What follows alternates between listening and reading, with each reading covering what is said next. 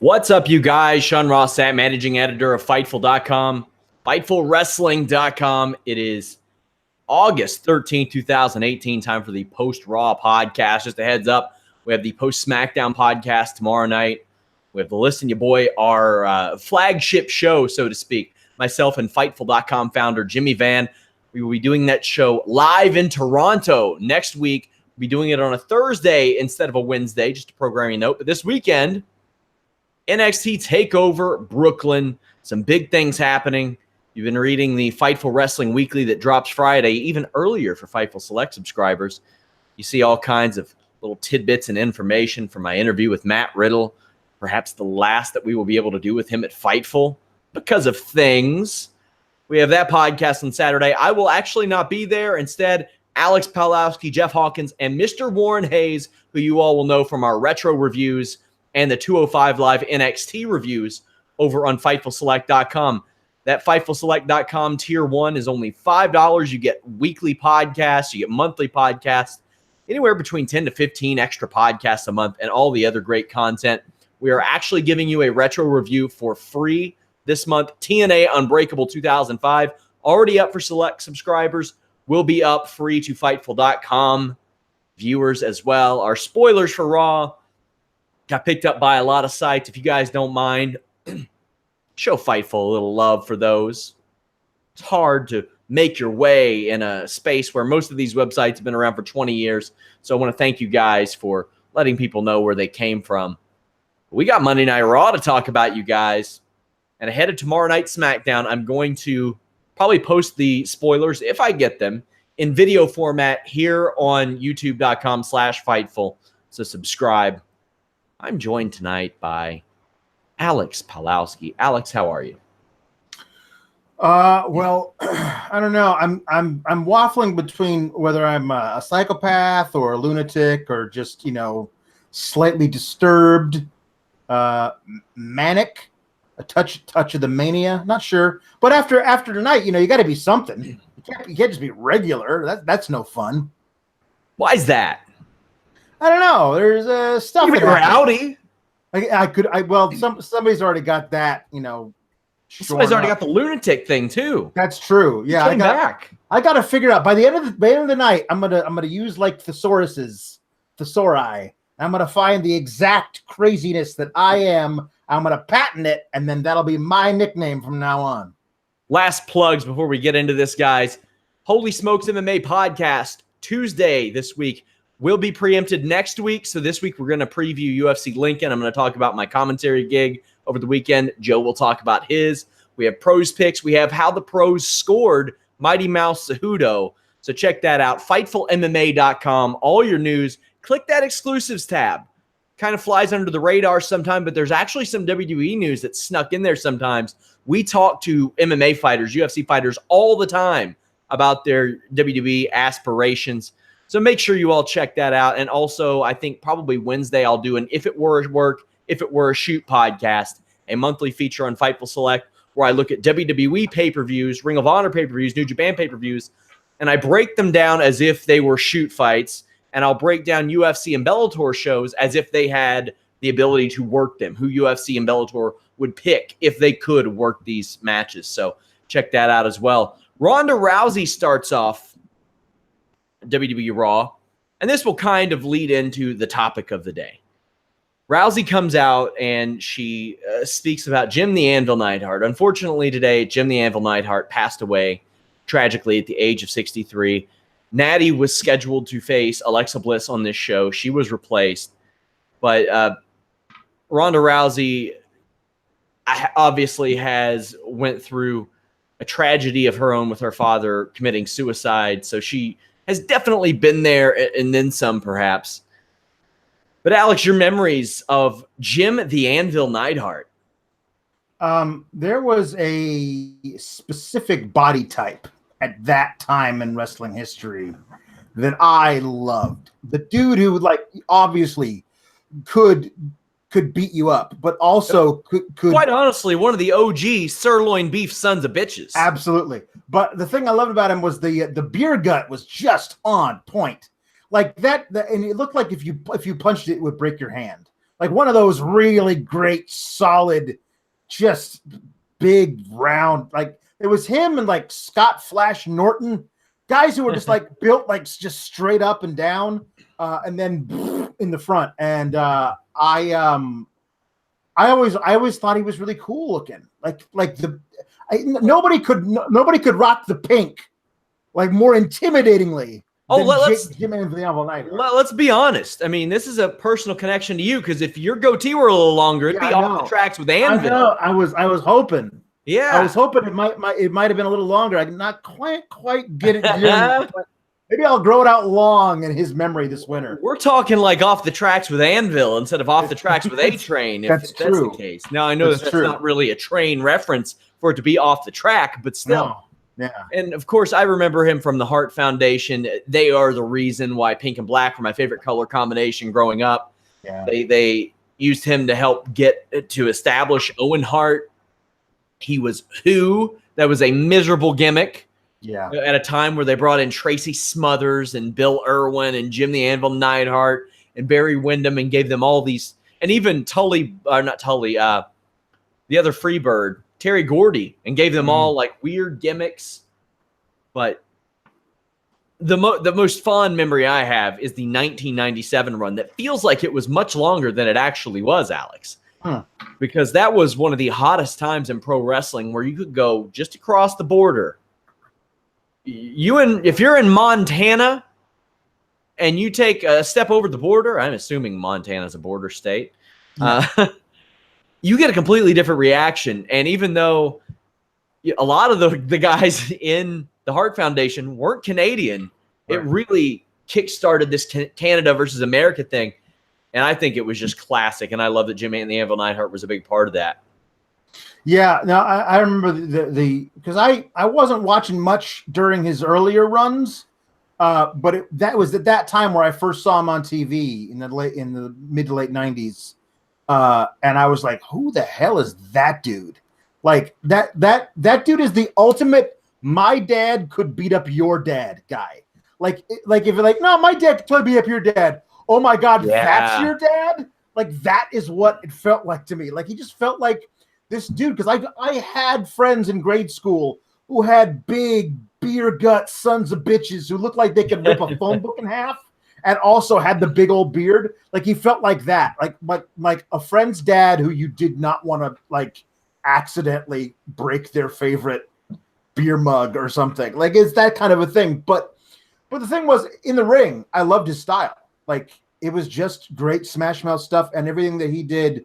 You know, going back later in my life with the advent of the network and being able to watch his absolute peak run with Bret Hart. I mean. There were few that did it better. Two-time WWF Tag Team Champions, or World Tag Team Champions, they were called back then. Jim the Anvil Neidhart will be missed. Of course, he appeared on Total Divas alongside Natalya, and you do have a new generation of Harts now. You have Teddy Hart, who's been at it for a while. You have Harry Smith, who's also been at it for a while, as Davey Boy Smith Jr. You have Brian Pillman Jr. You have Natalya, and Brian Pillman Jr. is really the newest of them, and they are actually pushing a new Hart Foundation gimmick in MLW with Teddy, Davey Boy Smith Jr., and Brian. So definitely best of luck to them. But a tragic loss. And we saw a great video highlight of Jim the Anvil Neidhart later in the night, Alex. Yeah, that was very moving. And it showed what a major part of WWF that guy was, and also just all the lives that he touched along the way. I was genuinely really moved by Rhonda's speech at the beginning of the night. I mean, obviously for her own connection to this because of her losing her father in such a tragic way. But if it was prepared, it didn't feel that way. And if it was off the cuff, she never stumbled. It was damn near perfect. And shout out to the one asshole who tried to what her. Yeah, what a dipshit. Yeah. So I'm glad there was only one of you in the audience. Good way to catch a smack. Yeah. But that guy sucks. But I was really amazed at like the audience just realizing, oh no, yeah, this is really tragic. And wow, like Ronda's obviously very moved by this. Yeah. We don't know. Like it's a weird thing because like when they tell you, hey, Natalya is Ronda's best friend and they're training partners, you don't know how much of that is kayfabe if you're not really paying attention to the backstage news or whatever. But if you watch Raw and you know enough about, these people are friends because they tell us they are, but they may never travel together. They might not ever see each other when they're not at TV tapings. But if whatever the case is, which I think is a lot more than that between them, in this, she made you feel like this was a really moving thing to her personally because of her connection to Natty, and that deepened any relation they have on screen from now on. This moment makes it much stronger. Yeah. So she credits Natalya with always being there for her and says that she'll beat Alexa Bliss this Sunday and become Raw Women's Champion to a huge pop. This crowd got electric at times tonight. Yeah. It was a pretty solid crowd. Alexa Bliss and Alicia Fox are out to cut a promo, and I thought it was kind of funny when Alexa made fun of Ronda's mean bug. Yeah. Because that is the go-to for Rousey. She thinks that Rousey should be banned from the building like Roman Reigns was. She's not wrong, but at the same time, Rousey already served a suspension, so she was punished. Right. Yeah, that's true. I do love that. Like, no, you have a history of flying off the handle and attacking people. You know what I mean? So maybe we should use that as a basis for how we treat you around like this kind of thing, and how you might attack me and ruin this match we have on Sunday. I did love her little thing. Alicia Fox coming out with the arm that's bandaged, conveniently not in the sleeve, and the salad she was wearing on her head. Alicia Fox. Corey Graves asked why she was dressed as Kale. Yes, yeah, no, it's great. She's a national treasure and should be treated as such. Alexa has hired private security at the request of Constable Corbin. Rousey beats up 3 of them with head kicks, punches, and throws, then throws Alicia Fox. If I can say one thing about Rousey, she's going to need to work on her footwork. She constantly falls down when throwing kicks and throws and things of that nature. And she's got a great base. I mean, goddamn, she was a judo Olympic medalist. So that's one complaint. It feels flat out rare to see Alexa Bliss wrestling on Raw. I think this is her 7th singles match and only maybe 5th one-on-one match since last November on Raw. That's pretty wild. Yeah. Michael Cole calls moves wrong with regularity. I know some of it's accidental, but a jawbreaker is not a neck breaker. I'm sure he knows this. He's been around for 20 years. But we did see the Raw commentary debut of Renee Young. And not without her criticism. She did go to the O-line quite a bit, but she has been a Michael Cole product from day one.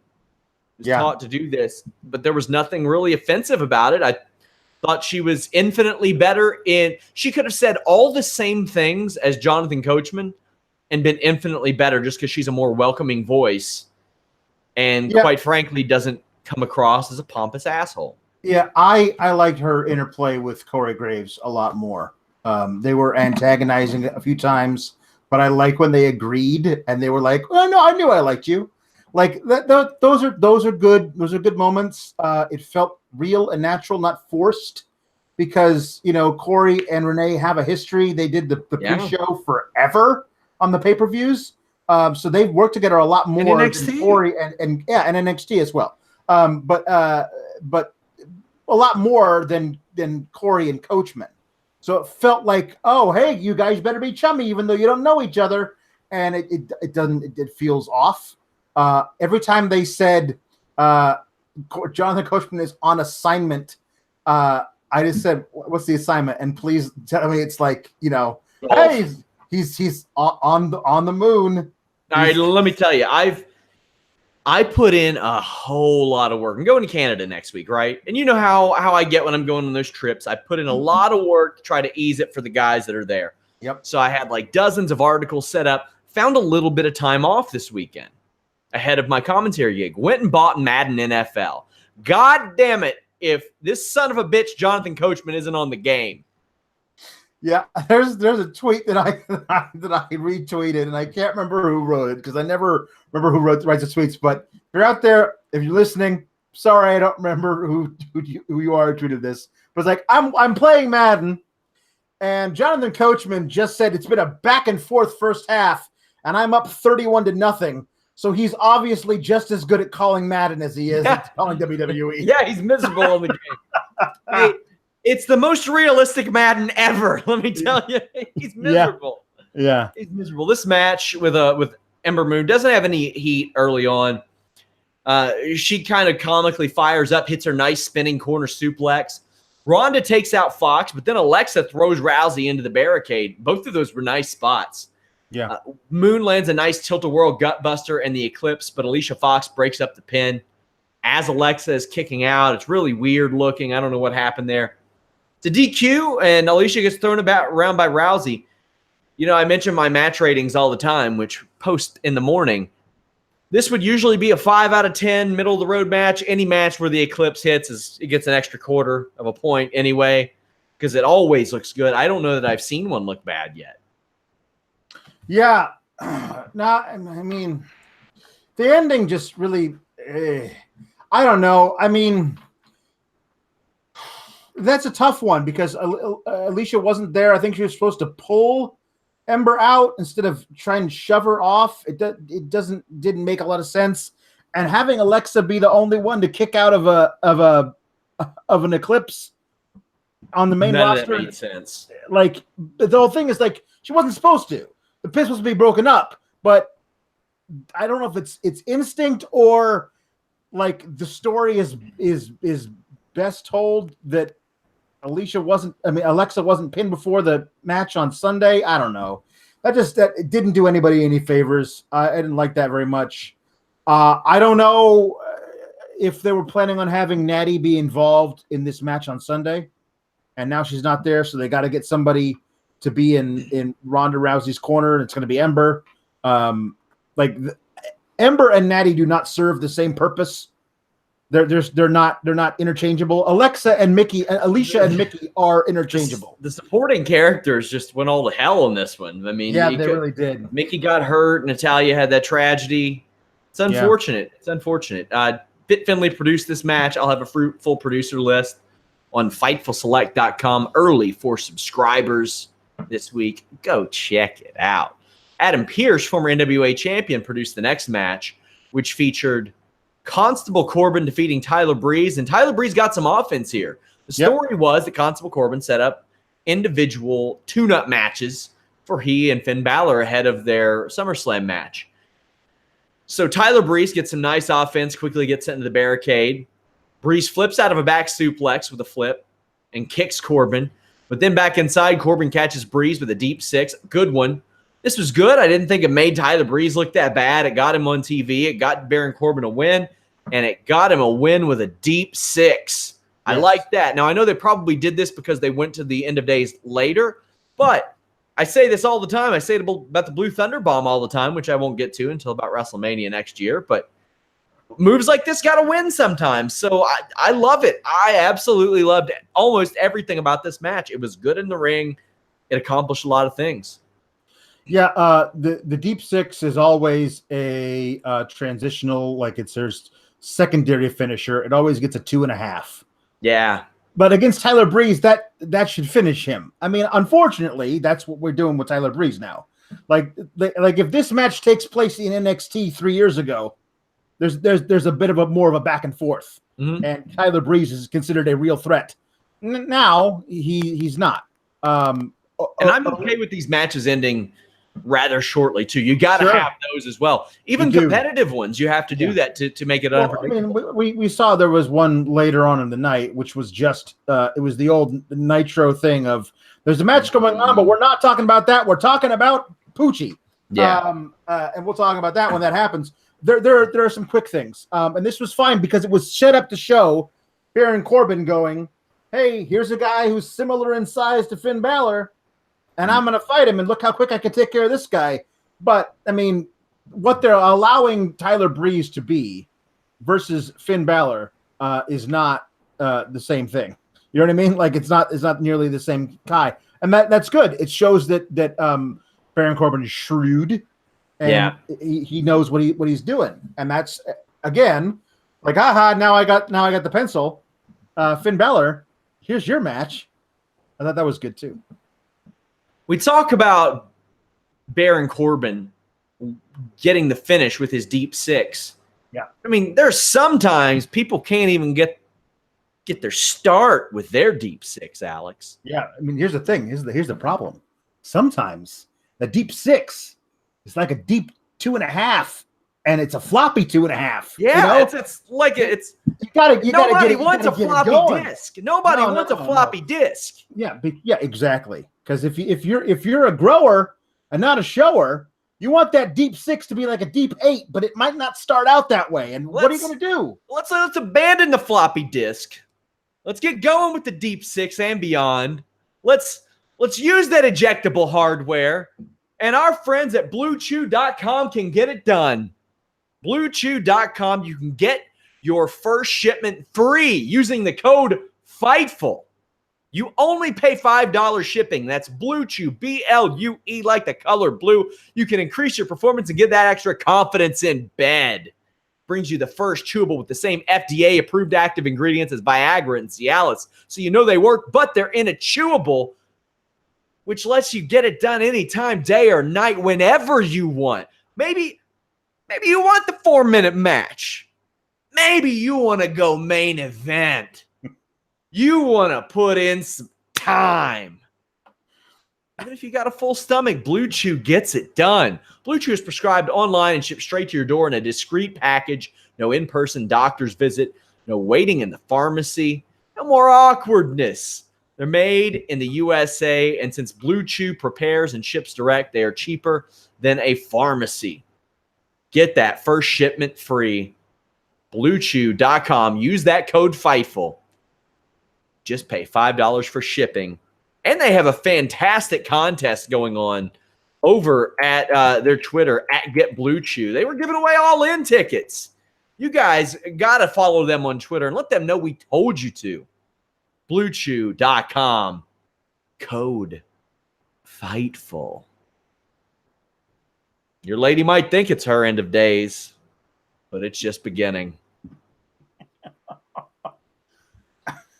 Up next, Corbin brought out Owens and Jinder Mahal for a handicap match against Finn Balor.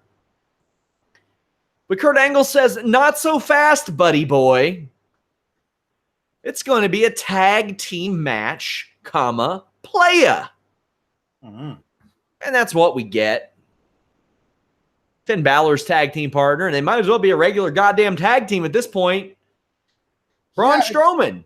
I you know what? I like the idea that these guys, if they need somebody to watch their back, this is the team, but they're not really a tag team. They're singles wrestlers who have a history of working together as a tag team should the need arise. I think that's fine. That's something that happened a lot more in the old days and doesn't now. Like if you're a singles wrestler, you're a singles wrestler unless you're part of a faction or whatever.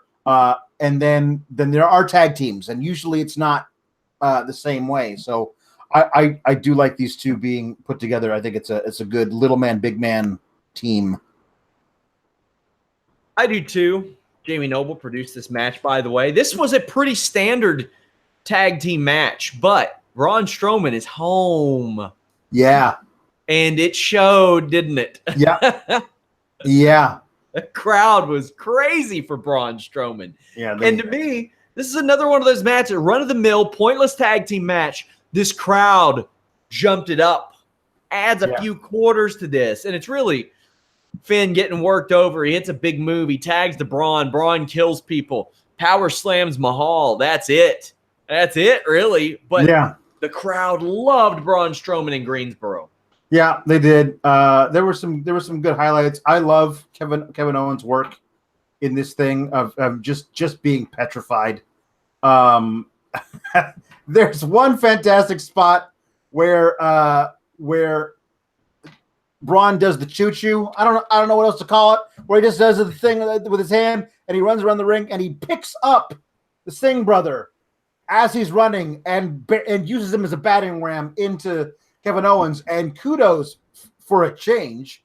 Kudos to the camera work who stayed on Kevin Owens on the ground, eyes wide, looking off into the middle distance. And then as he's lying there, he does one of these. It was great. It's so good. I like that a lot. Here's the problem, though. Again, you've booked yourself into a weird corner here. You put the damn briefcase in the hands of a guy who would just use it, and he's not using it. And this is the second time between him getting it and him not using it, that the guy who he's supposed to use it on has been in the building with him and he hasn't done anything about it. And it just, every time that happens, it feels wrong. So, I mean, I don't know how you make this work, but I think you got to give the briefcase to Kevin on Sunday, because that's the only thing that makes sense to me now. There's just so many more things you can do with it. And he is facing Roman Reigns on the house show loop following the show. So we'll see. Strowman and Finn Balor pick up the win after the match. I'm still not down with Buddy Boy Braun. It's not my cup of tea, man. But I mean, I've said this a million times, man. We saw it coming. We talked about it in October or November. We joked about him doing cricket wireless reads. Yep. And J.G. Wentworth and stuff like that. So after the match, Braun chases Owens. Corbin comes back in, hits end of days on Finn Balor. So, whatever. Balor's going to win at SummerSlam. We're going to make our predictions on the post SmackDown podcast, by the way. We have a little bit more time to do that. WWE Raw Tag Team Championships. The B Team defeated the Deleter of Worlds and Revival in a triple threat match. Not long enough, in my opinion. But, man, this was good stuff, Alex. It really was. It really, really was. I like this a lot. It allowed both all three teams to shine in different ways. And the Revival, man, finally actually really starting to look like the Revival. Like the guys that we knew they could be coming up. I mean, the guys who put Kofi on the shelf and sent the New Day packing, who were set to feud with the Hardy Boys before the injuries derailed them. Like they really feel like the real Revival now. Not the guys who get fed to old dudes on Raw 25, but the real Revival. So let's see, where this goes from here. I really like this. You had the heart attack from the Revival, a nice tribute to the Hart Foundation, Jim the Anvil Neidhart. They follow up with an assisted leg drop, I think, to Matt Hardy, which is ironic because Matt Hardy revealed last week that his pelvis was fusing to his spine from years of doing that leg drop. Yeah. Which I know that he's mentioned before, either in an interview to me or with on one of his DVDs or something. He started to do that elbow as a replacement because of that. Mm-hmm. Bray Wyatt does a Uranagi party. Yeah. It's everybody, which sets up the biggest shocker of the show, in my opinion. Dash Wilder going for a suicide dive. It wasn't a flip. It was a dive. Now, when Homicide does it, he'll throw a flip in there, but not Dash Wilder. No. Bray Wyatt caught it, did a Uranagi on the apron. Then Matt Hardy and Dash Wilder, I think it's Scott Dawson. Yep. Do a superplex from the inside to the outside onto the pile. Really cool spot. Revival avoided Double Sister Abigail and hit Shatter Machine for the win. But not their win because Axel steals the pin. I thought it was good. It was a banana peel win. The Revival come out looking strong. They set up Revival and the B Team for the SummerSlam kickoff show. I'm sure you're happy about that. But we'll get to that momentarily. But they went 100 miles an hour here because they kind of had to, and I'm okay with that. But what do you think of the match itself and then the announcement of Revival and B-Team? Match was, as I said, was great. Really liked it. You don't normally see a triple threat tag team title match on Raw. Like, I don't know when the last one we had one of those. Like, it's been who knows, but like different. I like it. I do. I love when the blind tags come into effect. Oh yeah. And you never know who's legal. Like after the superplex, I was like, okay, I want everyone out there to tell me who's legal, because I guarantee you none of you know. Because I didn't. I mean, who knows? Like, I'm like, everyone's tagging each other. They're all lying down. Like, come on. But I did like the very deliberate, smart but cheap win by the B team, and because it was cheap, and the quote unquote real winners of the match were the Revival. It makes sense to have the one-on-one match at SummerSlam. If the Revival win, like they could actually have a fun little run. But as I said last week, B team, go go go. That little piece of music there to me signifies they have they think this team has legs as the title contenders. Now, something that I don't know that you've seen, but I know we talked about Matt Hardy dealing with his injury. He tweeted out, "Thank you for everything, my compeer. I shall miss you, Bray Wyatt." He did that about a half hour ago. Bray had some heat on him. I know that. Bray, obviously, because of the car accident that got him in some hot water. He also had to miss Raw, if you remember, a few weeks ago where they did the pre-tape because he had to handle something with his divorce, and WWE was like, "Ah, man, come on, really?" I'm not saying that got him heat. It didn't help him out at all. He wasn't cleared to do a lot for a while, and you had a Matt Hardy who was kind of put in tag teams like this to lighten the load for him, having to carry the load because Bray couldn't really do anything besides a clothesline. I just know that some changes are due for Matt Hardy. I don't know what changes. I just know some are due. So I guess we'll find out. Yeah. I did like this match. And the Wyatt Hardy thing just didn't work out, and that's WWE's fault, man. Yeah, it is. That's WWE's fault. The reason why a lot of the Matt Hardy things haven't worked out are WWE's fault. You got this guy because he was so hot outside WWE for this thing, and you've only done it like once. And, I've got people who have the balls to come and say to me on Twitter, "Oh, WWE doesn't care about Ring of Honor or anybody else." I'm like, yeah, they care about whoever they perceive as number 2. Why do you think Matt Riddle's getting signed right now? Yeah. As much as I love Matt Riddle and he's one of the best in the world, they don't want Matt Riddle at Madison Square Garden in April. No, they do not. They didn't even want to run the risk, the possibility that Sinclair owned Ring of Honor might be forgiving enough to call up Hulk Hogan and say, "You've got quite the history at Madison Square Garden, brother. Do you want to come just, I don't know, point a finger at somebody or do something?" They didn't want to risk that. I was straight up told within people in WWE that signing the Bucks and Omega are a priority for WWE. That doesn't mean they'll get them.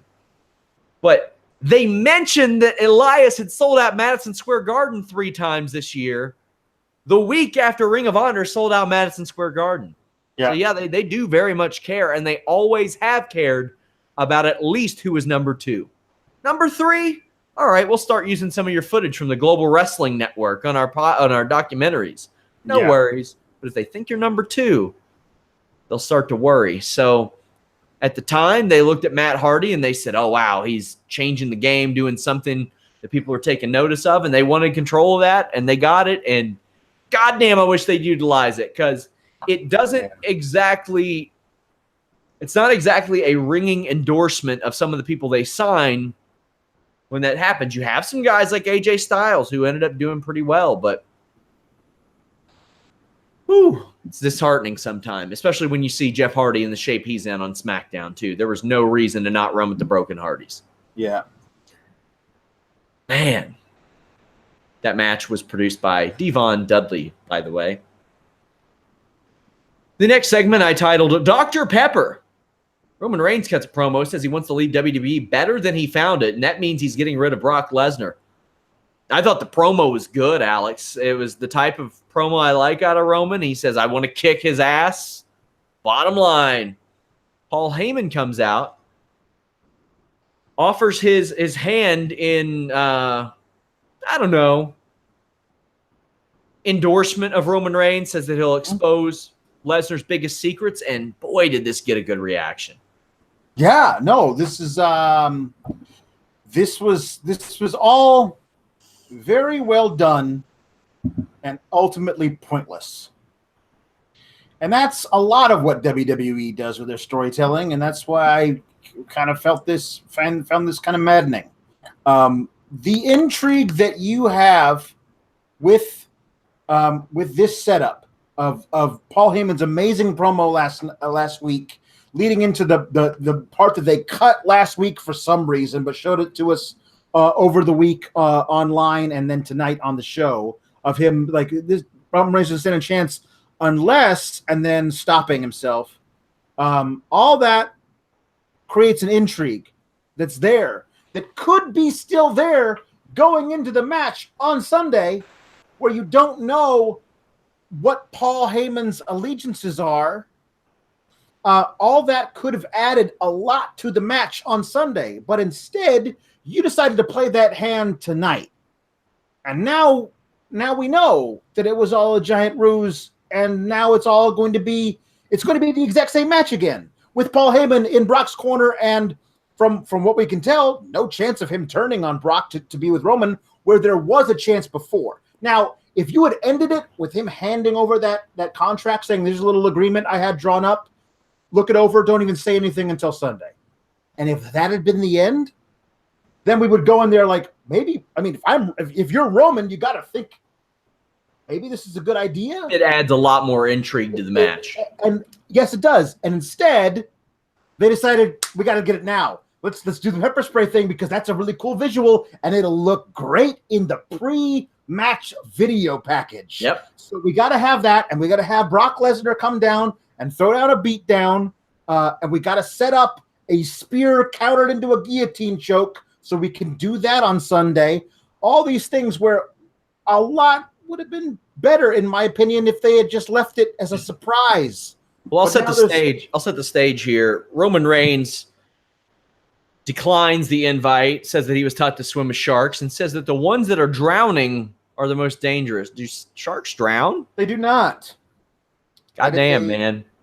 That is a stupid saying. Heyman speaks. I don't know it's not Samoan, is it? Is that the language? I'm sure that's not actually called Samoan, but Reigns looked shocked. He did. Oh, man.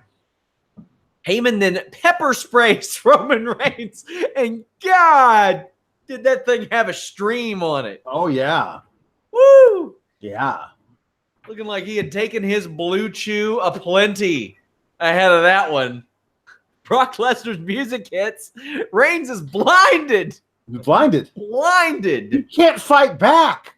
Lesnar attacks and chokes out Reigns with the guillotine. Yep. This is a textbook spot they're setting up. Mm-hmm.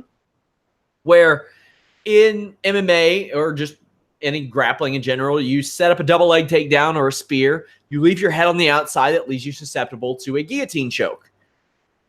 Very clear that's what they're setting up. Of course, they had to do this to gain sympathy. Yeah. Oh, yeah. Instead of intrigue, sympathy, because they're not going to pay it off. They're not going to pay it off the right way. No. Like, the way that the crowd cheered for. Yep. It's wild. Yep. Yeah. Somebody says, I knew Blue Chew was coming, and you will too if you take it. Use that code Fightful. When Paul tried out the introduction, I am the advocate for the blah, blah, blah rating defending Roman Reigns. It felt right. Like, that's the thing, is that, like, to me, I always thought that's the perfect ending to this. Is Paul seeing the writing on the wall, realizing that this guy's the future. Brock Lesnar's the past. So I'm going to hitch my wagon to the future. He also put over the Usos. Yes, he did. he's not nothing if not a guy who sees. You're cutting out a little bit. I'm going to need you to leave and then re-enter. All that, I thought there was something there. Oh no, we Yeah, I'm going to need you to leave and re-enter. You're chopping up a little bit. Breaking up again. Yeah, Paul Heyman really put over the Usos and put over New Day as well. He came out and used the New Day's catchphrase and said that if he's going to steal something from somebody, he should steal it from the Usos because they are the future of tag team wrestling. I thought that was a nice little rub, Alex. I like that a lot. I'm disappointed that they didn't wait and give this an optional payoff on Sunday, because now I feel like we know what's definitely not going to happen 6 days from now, and I want all the options to be open. Yeah. Guys, check out our friends over at Pro Wrestling Unlimited. They cover the Fightful Wrestling Weekly each week. The Fightful Wrestling Weekly is a column that I put together every Friday morning on Fightful.com, looking at about 1,000 words worth of exclusives. Maybe you missed some. Maybe you can reread through some of it. You get that early by subscribing to Tier 2 of Fightful Select. Give it a glance. I also finally, after months and months of work, have the first 3 Making a Finishers in the can, where we break down finishing moves with pro wrestlers of varying fame, from Ring of Honor to WWE to WCW to Impact Wrestling. We'll break down singles, tag team finishes, combination finishes, how they came up with them, if any of them went wrong, any that they had to nix. It's a really cool feature that I'm looking at bringing you guys. FightfulSelect.com Tier 2 subscribers get those early as well. Bobby Roode and Titus Worldwide defeated Mojo Rawley and Authors of Pain. What are we doing here, Alex? What we were doing was we were using this match for the commentary team to talk about Roman Reigns and how he probably won't be able to see anything for weeks. And I'll tell you why. Because those guys they have backstage were not actually trained in how to deal with pepper spray. They're spraying water in his eyes, which only makes it worse. Because over the past few years, there have been many, let's say, instances of protests being countered with tear gas and the like in the United States that I have paid attention to. And what you have to do in order to get that stuff out of your eyes is milk. Milk is what like eating peppers. Yeah, you got to get water milk. Doesn't get it done. No, water will not get it done. So those guys only made it worse. So yeah, it's very possible that you got to pour milk in your eyes. Yeah, it's that bad seems stuff. Like you would accelerate cataracts or something by doing that. Well, it's better than the pepper spray, I guess. So. Yeah, I guess so. Wow, my eyes itch just thinking about it. Yeah. No interest in some shitty offense from Authors of Pain. We can only talk about how much they've screwed up with them so many times. Yeah. Bobby Roode wins with a glorious DDT. Wow. We don't have to talk about this. We can talk about very briefly about how they've decided to entirely nerf Mojo Rawley after the buildup of him feeding him to Bobby Roode, he could be their manager. Whose tan is so dark he looks right at home with Titus Worldwide. That was weird. Come on. He looked like their slightly more light-skinned brother from another mother. It was weird. Like he does not. This whole thing was stupid and only was there for them to talk about how Roman Reigns was just pepper sprayed. It was very 1998 Nitro. Dean Malenko put this match together. By the way, Michael Hayes helped out with the Roman Reigns promo. Speaking of tan, Ruby Riott is the tannest member of the Riot Squad. I didn't see that coming. Yeah. Yeah, no. Hot. Sarah Stock put together her match with Sasha Banks, which Ruby Riott won. Nice chain wrestling early into the Banks statement. Riott gets to the ropes. Cole throws to a commercial, but there's no commercial to throw to, so he waits 2 minutes and then uses the same segue out. Yeah. I also love that between the failed throw to commercial and the real one, they had to show the replay of Ruby Riott kicking the stairs with Sasha's hand in it. Sasha's hand in the little hole. And like, hey, watch this. And they're like, oh, it's going to be so terrible. Watch it again in super slow-mo. And all we saw was Ruby Riott kick the stairs like a foot away from Sasha's hand. It doesn't do anything. Which doesn't do anything. Like drawing attention to your little sleight of hand magic, where the sound is really big, but the visual is not good, guys. There were like some moving parts underneath there, maybe. Yeah. We know by now that's not. Yep. There was a clever spot where Banks went for a backslide and Ruby stomped her hand after that. I like that. The handwork is really good, as well as Sasha selling the hand while she's in midair doing an arm drag. She's still selling the hand. It was really great. This was the best storytelling match on the show, without a doubt. So Sasha Banks comes back and counters Riot's hand attack, as mentioned. But Liv Morgan yanks her off the apron, and Bayley beats her up. This comes after Banks just hit Logan so hard with a suicide dive. Sometimes I talk and I say maybe Ember Moon should be the only one doing that. Maybe not if Sasha does it like this. But then again, we've seen Sasha hit that barricade hard sometimes. We've also seen her come up short on true. Suicide dives and land right on the top of her head. So maybe not that too. So Sasha gets kicked, rolled up for the pin off of a distraction. I need 20 minutes of these two. This would have hit 6 out of 10 territory if it had more time. But it was kind of abrupt, and Ruby needed a win because she's back. It's a big one. There were a lot of people who told me in April, oh, no, you don't need Sasha versus Bayley at WrestleMania. They won't get time. No. They're going to do it at SummerSlam. Now what are people telling me, Alex? They're going to do it at Evolution. Just wait. October, they'll do it at Evolution. I can't wait until, they'll do something in the Rumble. They'll do something in the Rumble together. Okay. They'll captain Survivor Series teams or something. Okay, cool. Whatever. I mean, listen, if it's Survivor Series, the Raw Women's Championship is like a 4-way, and both Bayley and Sasha are in it because they've won separate qualifying matches, and like, hey, we're on the same team, right? Well, it is the championship, and one of them screws the other one over to become champion, and we got our one-on-one match at the Rumble. Fine. Just do something which progresses the story, because this did not progress anyone's story but Ruby, and that's fine. But it's not the story that we were thinking we were going to get coming into SummerSlam. I mean, come on. Every time they show the promo for NXT TakeOver Brooklyn 4, like the first 30 seconds of it is about the first Bayley and Sasha match in that same building 4 years ago. I can't believe they squandered an opportunity to get back there and do it again in that same building one-on-one. I can't believe that they squandered that opportunity. Whatever. Yeah. Through the night, we see Dolph Ziggler and Drew McIntyre kind of teasing, taunting Kurt Angle. There was a contract signing set for tonight between Ziggler and Rollins, because apparently you have to be there in person live on WWE Raw in order to sign a contract for a match that is happening 6 days from now. Yeah. Any sense you want to make of this, Alex? There is none to be made. There have been many intercontinental title matches that have happened in the past without a contract signing that happened live on Raw.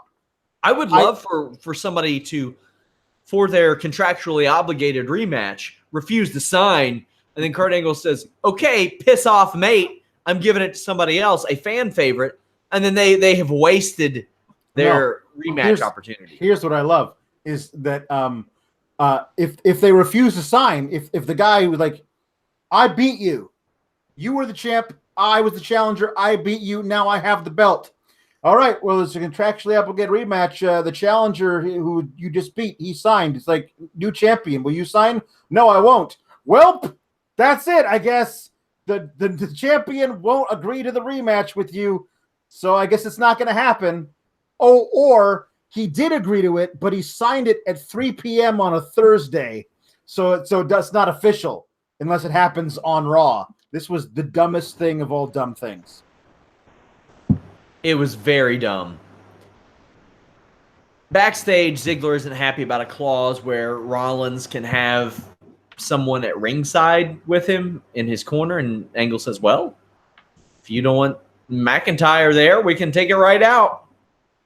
So Angle brings out, or doesn't bring out Ziggler. Instead, he bitches about Brock Lesnar and says that he wants Roman Reigns to kick his ass. It's so ridiculous. Like, I'd much rather have my general manager. Like, you would never have William Regal in NXT talk about how he wishes the heel champion would lose. Wouldn't even have Paige do it on SmackDown.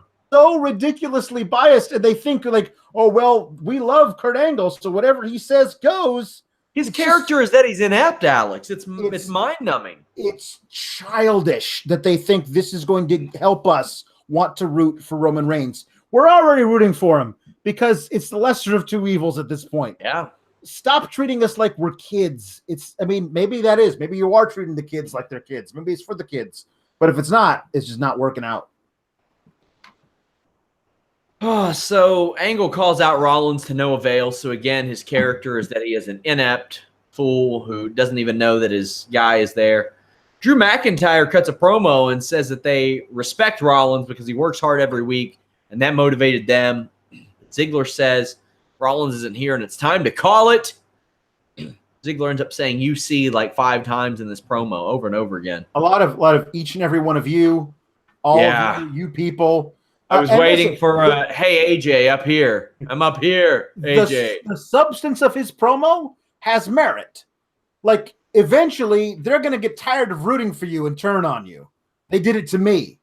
Like, that is Dolph Ziggler at its core.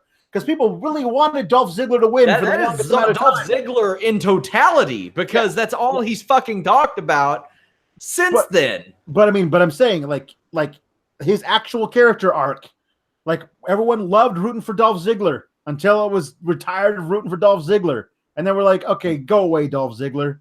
And then he actually won, and he actually went away. Like, that was an interesting idea for it. But the promo here went on way too long. My God, this thing went on forever. Yeah, it was interminable. Forever. Finally, Rollins comes out, says that he wasn't dealing with travel issues. Someone else was.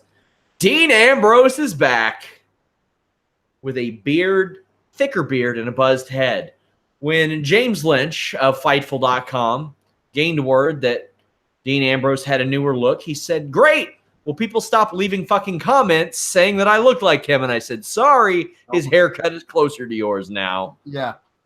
So I encourage you guys to hit up Lynch on Sports at Twitter and say, "Welcome back." They beat up Ziggler and McIntyre, including a really rapid DDT from Ambrose. Yeah. Ambrose looks healthy. I'm going to say that. He looks in great shape. He looks healthy. He was wiry before he left. Not anymore. No. He looks like he's been hitting the weights. He's grass-fed beef. That's he looks good. He's trying to hit that sirloin beef sons of bitches division. He's trying. He's getting there. Here's the thing, again, that just to quibble a little bit. If you don't have Dolph earlier in the night say, "Hey, what's this thing about somebody could be in Seth Rollins' corner?" If you don't have that bit, you can have Seth come out tonight, later in the night, and you can say, "Hey, Dolph, you probably didn't read the fine print in that contract, but there's something in there saying that if Drew gets to be in your corner, I get to have somebody in mine." And that would have popped everyone, because we've been told Drew, Dean can't be here. Dean wasn't here last week. Dean's not come back.